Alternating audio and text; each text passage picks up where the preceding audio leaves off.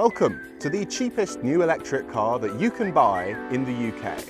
Actually, that's not true. The cheapest electric car you can buy in the UK technically is the Arc Zero, which we reviewed on the channel earlier this year. But to call that a car is a bit of a stretch, more like a motorized wheelchair with number plates. This is actually a car.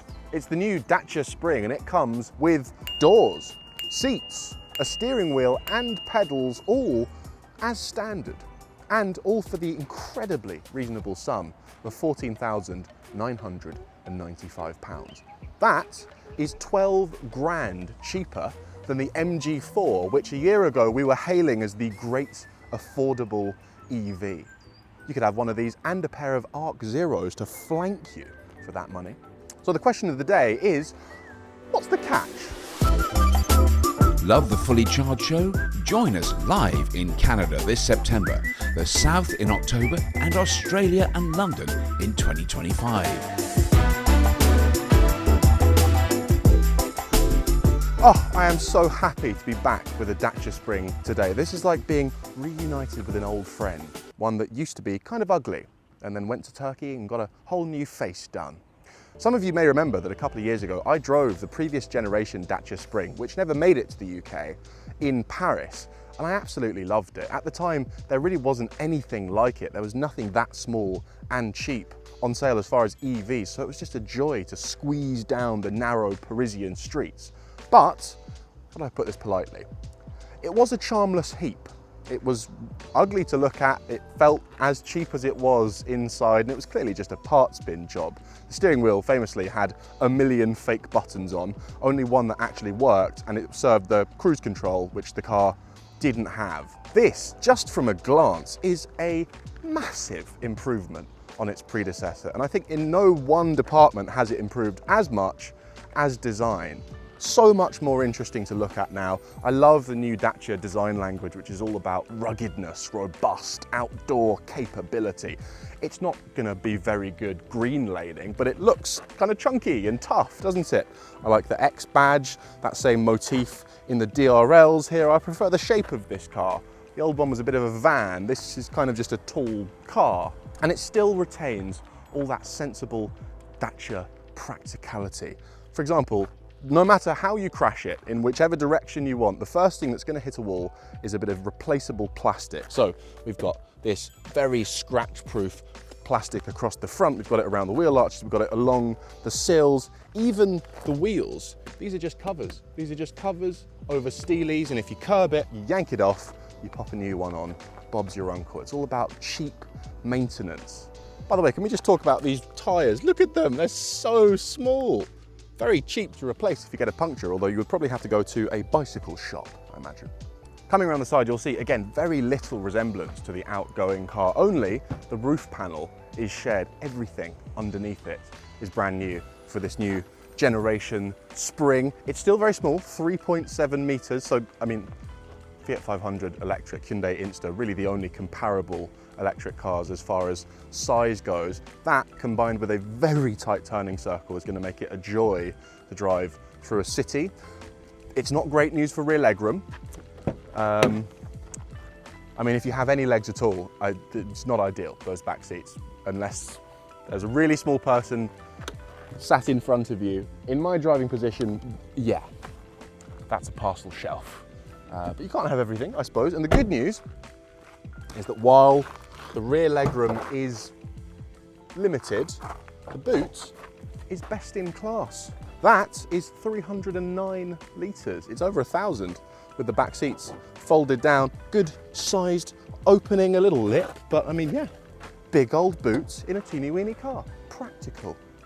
It's quite smart from the back as well, actually. I, again, like the cross motif in the taillights. I like the new Dacia font across the back in this kind of bronze colour.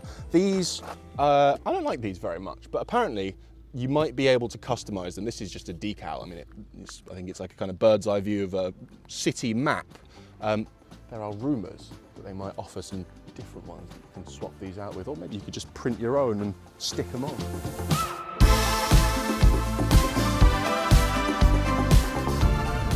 Right, we're out on the road in the Dacia Spring, and the first thing I need to do is get very, very excited about the weight of this car, because what we have here is a fairly unique thing. This is a sub 1 ton electric vehicle. It's 984 kilos, this car.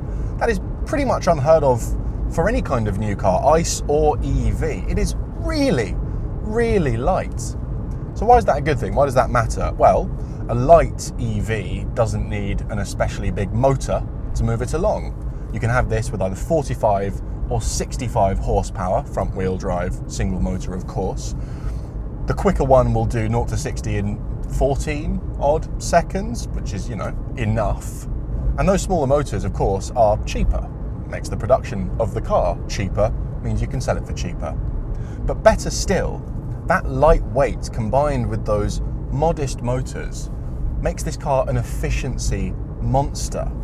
Dacia reckons that you can easily pull 5 miles to the kilowatt hour from this car, which means that you're likely to extract as much as 140 miles WLTP range from that very modest 26.8 kilowatt hour battery.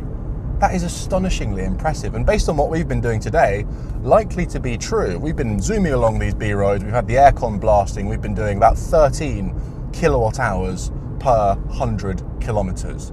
If that number drops below 12, that's the magic number. That's 5 miles to the kilowatt hour. Conversion, sorry, confusing.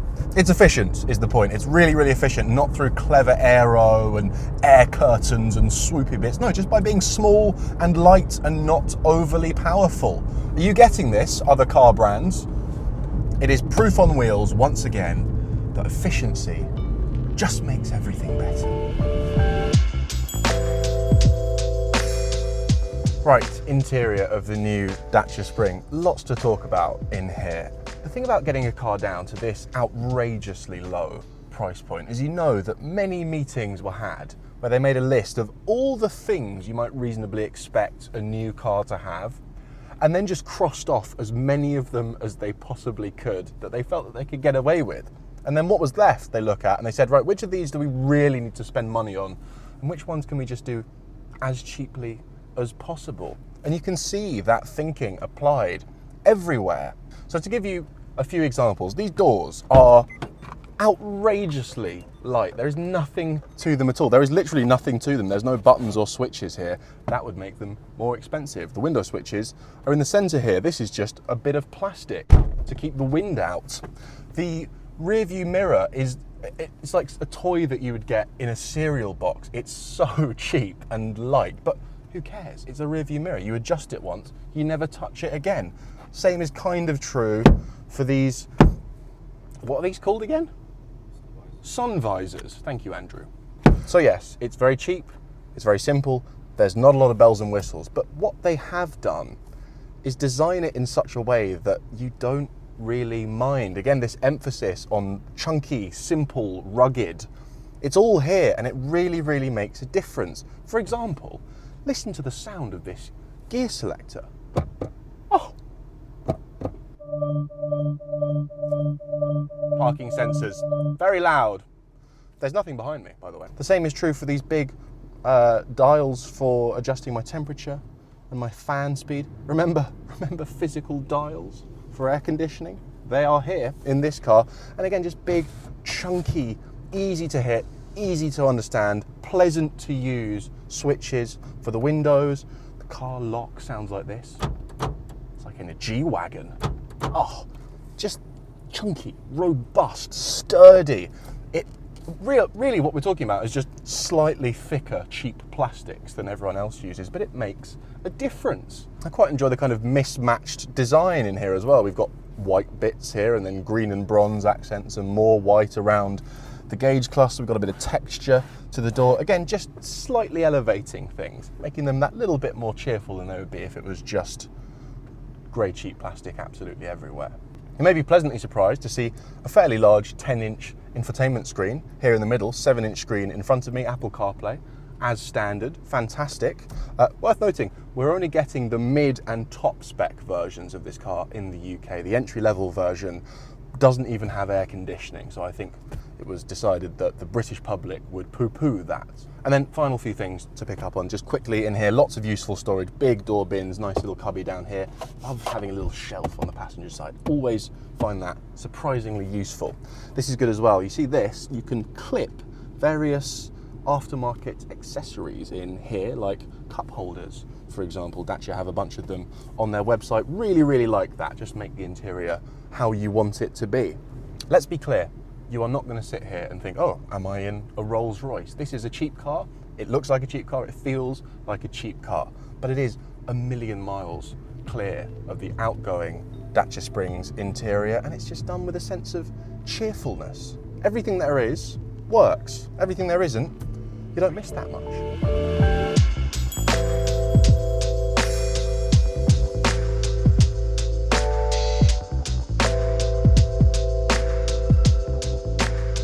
Now, it's not just the interior where Dacia have made some bold, difficult decisions in the name of keeping that price as low as possible. When you drive this car, there are more examples of it. For example, the ride is not especially sophisticated. It's okay around town, but once you get up to a road speed, this is a 70 km/h road that we're on now, you notice a few things. Number one, it's quite loud in here. A lot of wind noise, not a lot of insulation in these very, very thin, very light doors, unsurprisingly. We're currently doing 70 km/h, and I do feel like I'm having to slightly raise my voice in order to be audible. It's also not especially sophisticated as far as the handling at this speed. It feels a little bit floaty. The suspension is okay, but hardly the cushioned comfort of a Citroen EC3, for example. But then again, Dacia have made that calculated decision. Most people aren't going to drive this on fast roads. It's going to spend most of its time pootling about at 20, 30 miles per hour around town. So why spend the extra money making it good to drive at speed or quiet to drive at speed? Another brave choice has been made with the charging, because this car has a maximum charging speed of 30 kilowatts, which is very slow. Now, admittedly, the battery is very small, so even with 30 kilowatt charging speed, it's not going to take that long to fill it up at a rapid charger. But again, Dacia have thought about this and they've gone, well, actually, we know that 75% of Dacia Spring owners charge at home, number one. And number two, we know that the average Dacia Spring owner drives about 23 miles per day at an average speed of 23 miles per hour. So why bother giving them huge range and rapid charging? They're not going to use it. It's bold, to say the least, but look, this is how you make a £15,000 electric family car. This is why no one has achieved it before. You have to make some tough choices.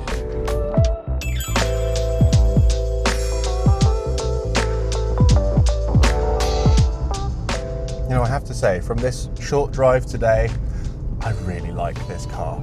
I like the surprisingly large steering wheel that makes me feel like I'm the captain of a tiny ship.